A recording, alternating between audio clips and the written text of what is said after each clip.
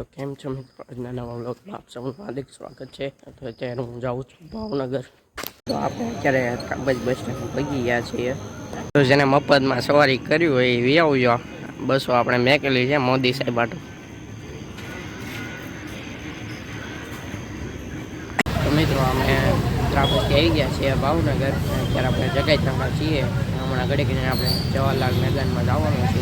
વ્લોગમાં આગળ બન્યા રહેજો। અત્યારે આપણે જઈએ છીએ ગધેડિયામાં હાલીને। ખાડા બધાય બુરાઈ ગયા રે, સાહેબ આવે છે। જય મોદી। ના ના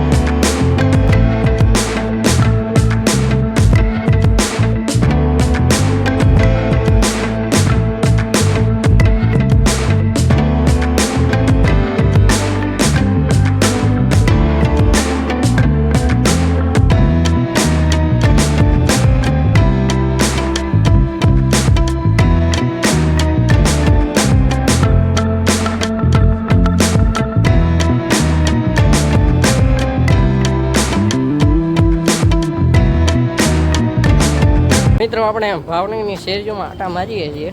રસ્તામાં આપણે બધી લોક છે, ગમે ના શેરીઓમાંથી આપણે બહાર નીકળીએ છીએ।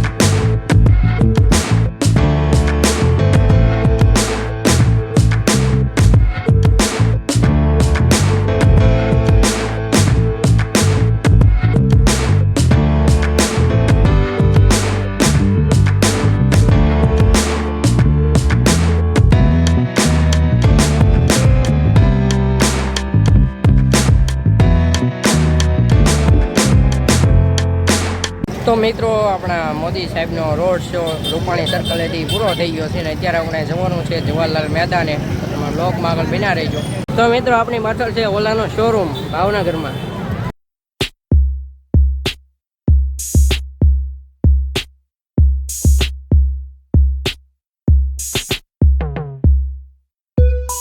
તો મિત્રો, આપણે રોડ શોનો વિડીયો તો પણ ઉતારી નથી ગયા, કેમ કે ભાવનગરનું પબ્લિક ગાંડું થઈ જાય છે વિડીયો માટે। તો આપણે ગમે એમ કરીને તમને દેખાડી, તમે જોઈજો બ્લોગમાં।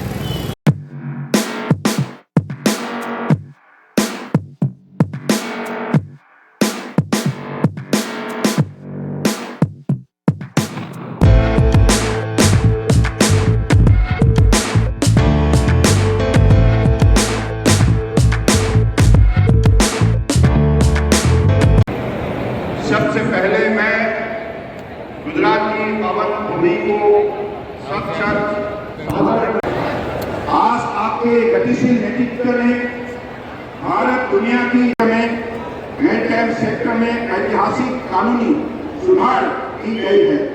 संसद की मानसून सत्र में 5 महत्वपूर्ण समुद्री बिल को पारित किया गया, जिससे यह सेक्टर और अधिक सशक्त, सरल और आधुनिक बन गया है। इस उपलब्धि से गर्दी गुजरात, भारत माता की। हाँ मोदी जी, हाँ मफत नहीं सत्ता। धन्यवाद माननीय मंत्री जी, आपके प्रेरणादायी शब्दों के लिए। भारत ने समुद्री क्षेत्र में जिस गति और विश्वास के साथ प्रगति की है, वह सचमुच प्रशंसनीय है। हमें આ વિશિષ્ટ અવસરને પોતાના વિચારો અને સંબોધનથી પ્રેરણામય બનાવવા માટે હું સન્માનપૂર્વક આમંત્રિત કરું છું ગુજરાતની વિકાસ યાત્રાના સુકાની માનનીય મુખ્યમંત્રી શ્રી ભૂપેન્દ્રભાઈ પટેલ સાહેબ।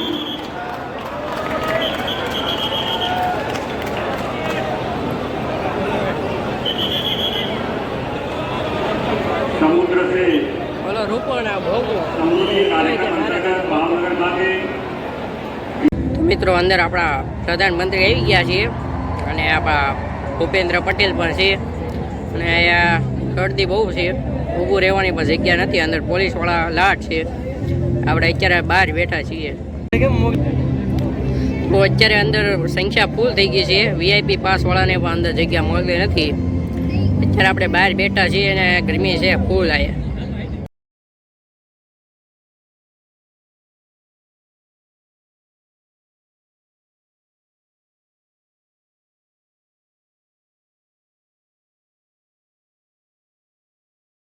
जो लोग आए हैं, मैं आपके प्यार के लिए मैं आपका आभारी हूँ। आपने इतनी मेहनत की, धन्यवाद जी, धन्यवाद बेटा, थैंक यू दोस्त। जयंती तक यानी 17 सितंबर से 2 अक्टूबर तक पूरे देश में लाखों लोग सेवा पखवाड़ा मना रहे हैं। मुझे बताया कि पखवाड़े के दौरान बहुत से कार्यक्रम हुए, सैकड़ों जगह पर ब्लड डोनेशन कैंप लगे और इनमें 1 लाख लोग अब तक ब्लड डोनेट कर चुके हैं। ये सिर्फ मुझे तो गुजरात की તો મિત્રો આપણે આપણા વડાપ્રધાનને જોઈ લીધા છે, અત્યારે આપણે જઈએ છીએ ઘરે।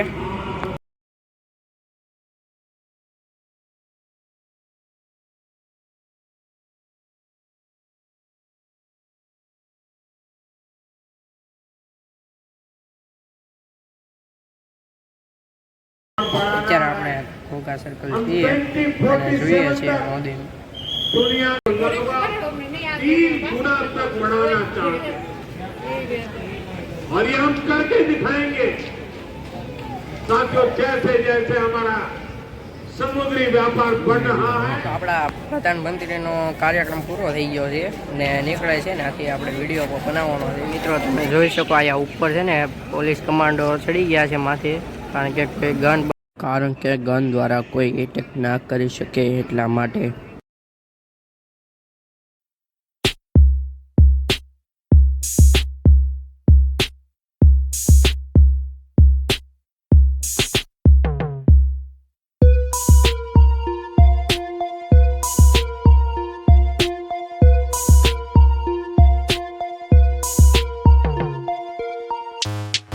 મિત્રો પોલીસવાળાનો કાફલો રવાના થઈ ગયો છે ગધેડિયા તરફ। મોદી સાહેબ આવે છે રિટર્ન।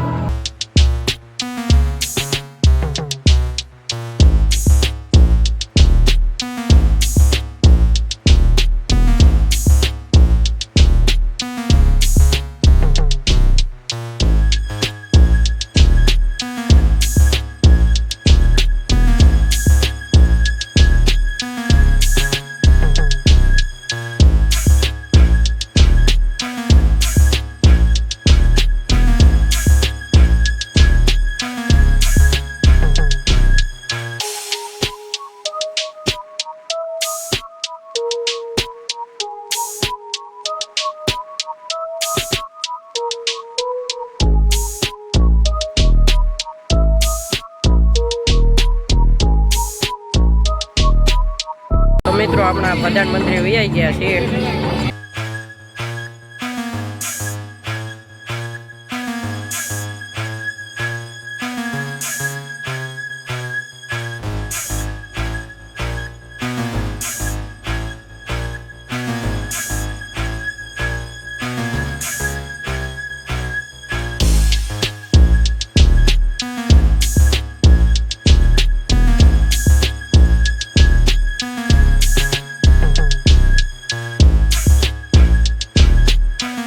તો મિત્રો અહીંયા કન્ટેનર મૂક્યા છે, તમે જોઈ શકો છો.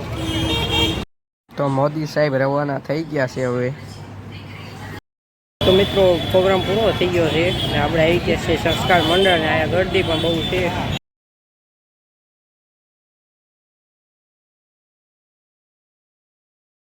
તો મિત્રો આપણે સંસ્કાર મંડળથી હાલીને આવી ગયા છીએ. અત્યારે આપણે છીએ જગાઈ નાકા. મિત્રો આજે કે લોકલ બસ આવવાની લાગતી નથી, તો આપણે ઇકોમાં કરે.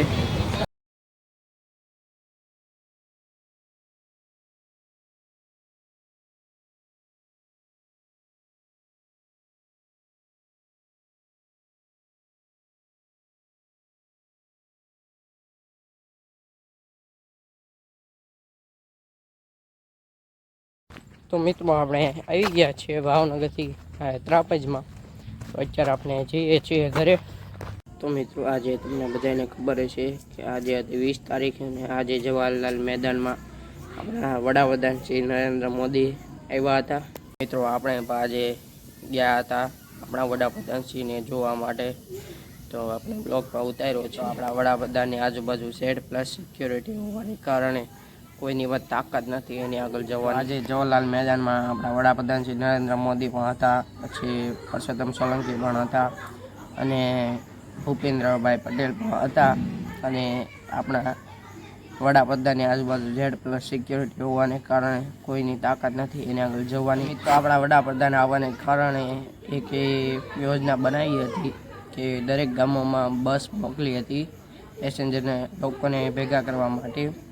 1200 જેટલી બસો મૂકવામાં આવી હતી. દરેક ગામમાં બસો મૂકવાનું કારણ હતું કે પબ્લિક ભેગી કરવાની હતી ભાવનગરમાં.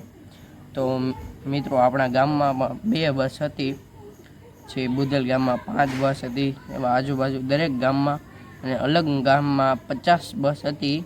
અને દરેક વ્યક્તિને આવવાનું હતું ભાવનગર જવાહરલાલ મેદાનમાં. તો મિત્રો આજે આપણે સવારમાં ગયા હતા બસમાં, પછી આપણે જગાઈ નાકા ઉતરી ગયા. એ સંસ્કાર મંડળ આપણે હાલીને પણ ગયા હતા. એ સંસ્કાર મંડળથી આપણે ગયા હતા રૂપમ સર્કલે. ને આપણે અંદર સર્કલમાં જગ્યા પણ મળી ગઈ હતી, તો આપણે બહાર વી આવ્યા. પછી બધા સર્કલ બંધ હોવાને કારણે આપણે શેરીઓમાં ભૂલા પણ પડી ગયા હતા. આપણને રસ્તો જડતો ન હતો, આપણે ગમે એ રીતે બહાર નીકળી ગયા હતા. પાછા આપણે સંસ્કાર મંડળ આગળ આવી ગયા હતા. અને એના આપણા વડાપ્રધાનનો રોડ શો હતો તે પણ આપણે જોયો હતો, એનો વિડીયો પણ બનાવ્યો છે. આજે આપણા વડાપ્રધાન છે ને અલંગમાં શ્રી બેકિંગ યાર્ડને કારણે આવ્યા હતા ભાવનગરમાં, અને ઘણી બધી વાતો પણ કરી હતી કે અલંગ શ્રી બેકિંગ યાર્ડમાં ઘણા બધા જહાજો આવશે અને હજારો લોકોને પણ રોજગારી મળશે. તો મિત્રો આજે આપણે આખો બ્લોગમાં ઉતાર્યો છે, તો બ્લોગમાં આગળ બના રહેજો. મિત્રો આપણા વડાપ્રધાન આગળ બ્લેક કમાન્ડો હોવાને કારણે એમાં ફૂલ સિક્યોરિટી Z+ સિક્યોરિટી આપણા વડાપ્રધાનને મળી રહે છે. આજે જવાહરલાલ મેદાનમાં VIP પાસ હોવાને કારણે પણ જગ્યા ન હતી, ફૂલ થઈ ગઈ હતી બધી. મિત્રો આપણે જવાહરલાલ મેદાનમાં વાત કરી હતી કે આપણે ઘરે વ્યા જઈએ. પછી આપણે રૂપાણી સર્કલ ગયા હતા, આપણને વાત મળી થોડી વારમાં એમનો સભા પૂરી થવાની છે, પછી રવાના થવાના છે. એટલા માટે આપણે રૂપાણી સર્કલે બેઠા હતા ને ઘોઘા સર્કલે પણ બેઠા હતા. અને આજે આપણે જાતે વખતે આપણે વિડીયો પર ઉતાર્યો છે મોદી સાહેબનો, તો તમે બ્લોગ જોઈજો. જો આપણા વડાપ્રધાન સ્ટેજ ઉપર હતા, તો એની પાછળ બ્લેક કમાન્ડો પણ બેઠા હતા. અને ઘણી જગ્યાએ સોસાયટીની ઉપર આપણે પોલીસ કોન્સ્ટેબલ હતા, દૂરબીન લઈને એ બધું ધ્યાન રાખતા હતા.